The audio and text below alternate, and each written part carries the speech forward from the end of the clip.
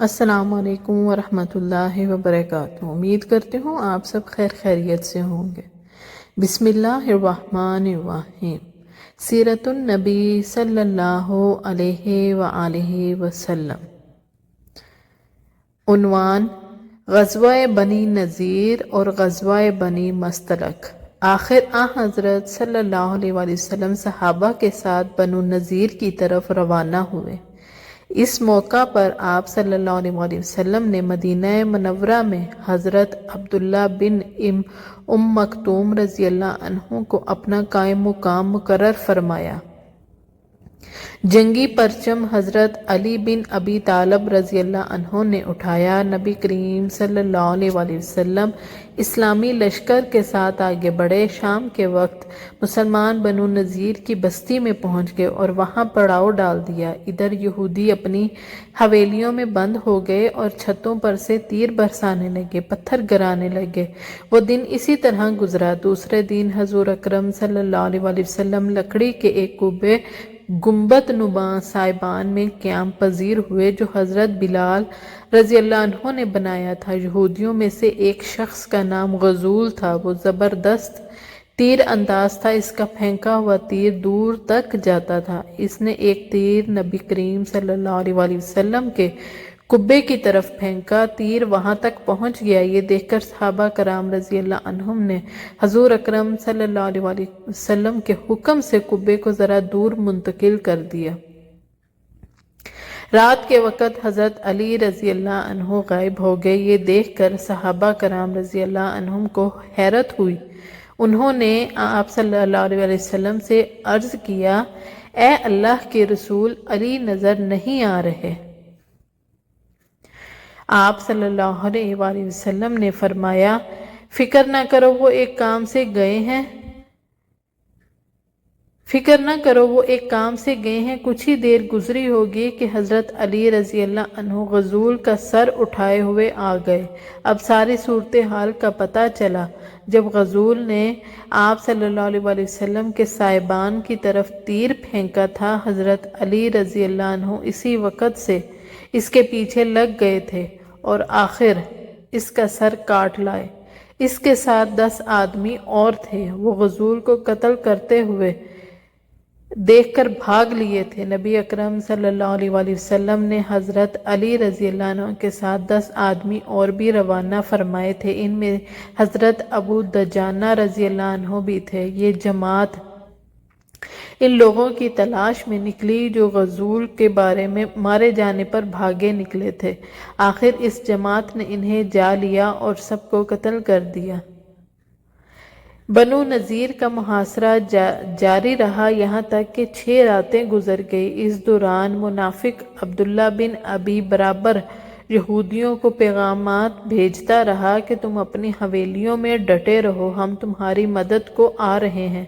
لیکن یہودیوں کو اس سے کوئی مدد نہیں پہنچی۔ اب تو یہود کا سردار حی بن اخطب بہت پریشان ہوا۔ کچھ عقل مند یہودیوں نے اسے عبداللہ بن ابی کے مشورے پر عمل نہ کرنے کے لیے کہا تھا، لیکن حی بن اخطب نے ان کی بات نہیں مانی تھی۔ اب انہوں نے تانے کے طور پر کہا، عبداللہ بن ابی کی وہ مدد کہاں گئی جس کا اس نے وعدہ کیا تھا اور جس کی تم آس لگائے بیٹھے ہو؟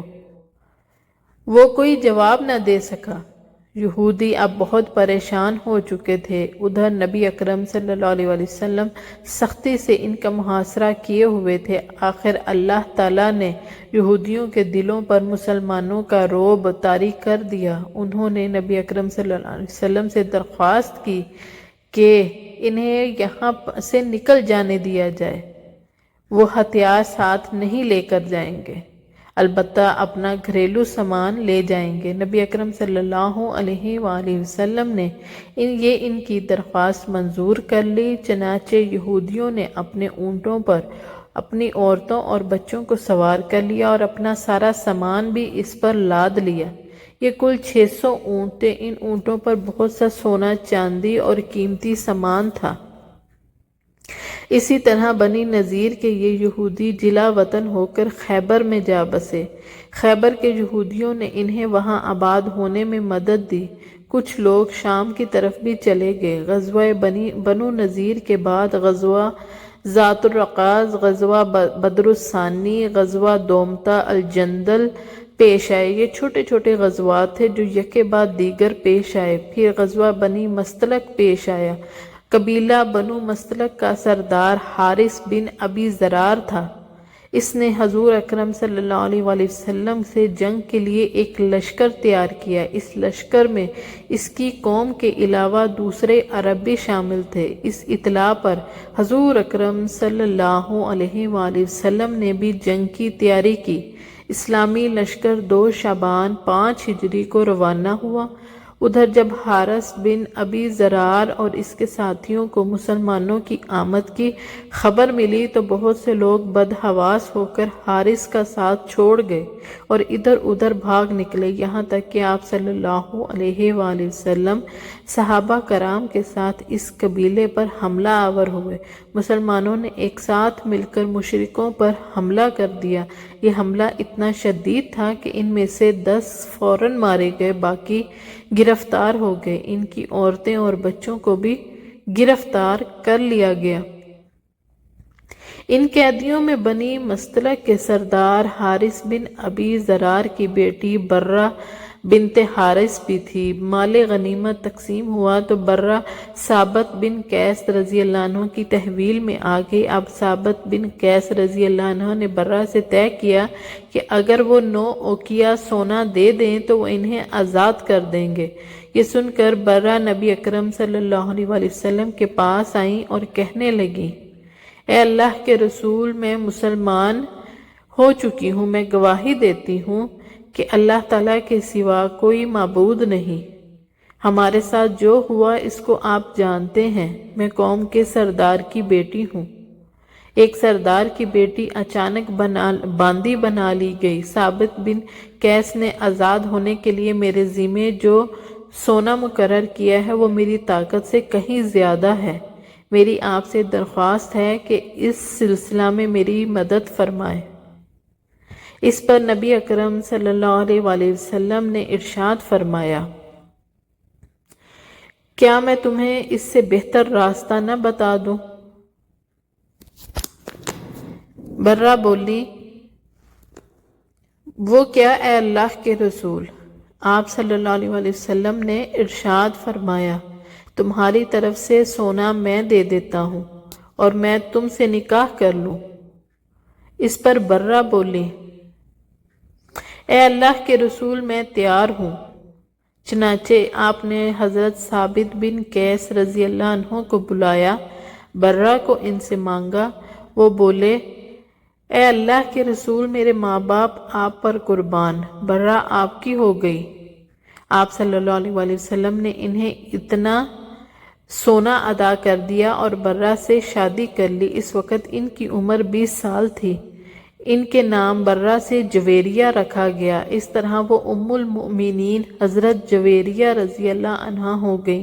حضرت عائشہ صدیقہ رضی اللہ عنہا فرماتی ہیں کہ جویریہ رضی اللہ عنہا نہایت خوبصورت خاتون تھی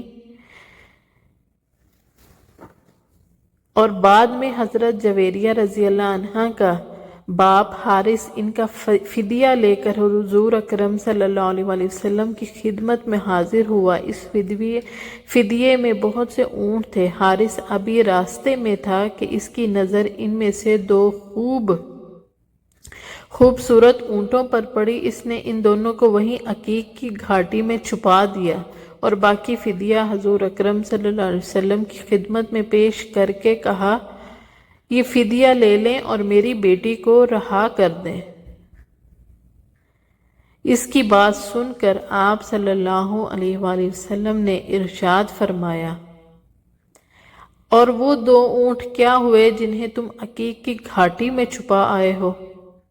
حارث بن ابی ضرار یہ سنتے ہی پکار اٹھا، میں گواہی دیتا ہوں کہ آپ اللہ کے رسول ہیں۔ اس بات کا علم میرے اور اللہ کے سوا کسی کو نہیں۔ اس سے ثابت ہوا کہ آپ واقعی اللہ کے رسول ہیں۔ سبحان اللہ۔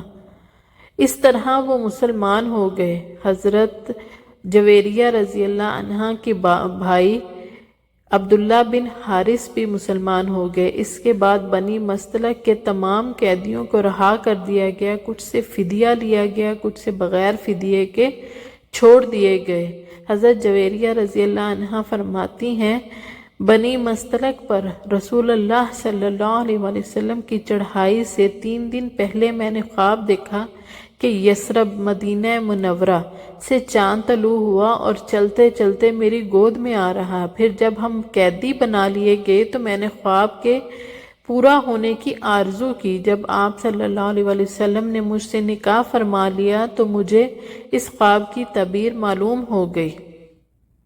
اس غزوہ سے فارغ ہو کے جب آپ صلی اللہ علیہ وآلہ وسلم واپس مدینہ منورہ کی طرف روانہ ہوئے تو ایک بہت دردناک واقعہ پیش آیا۔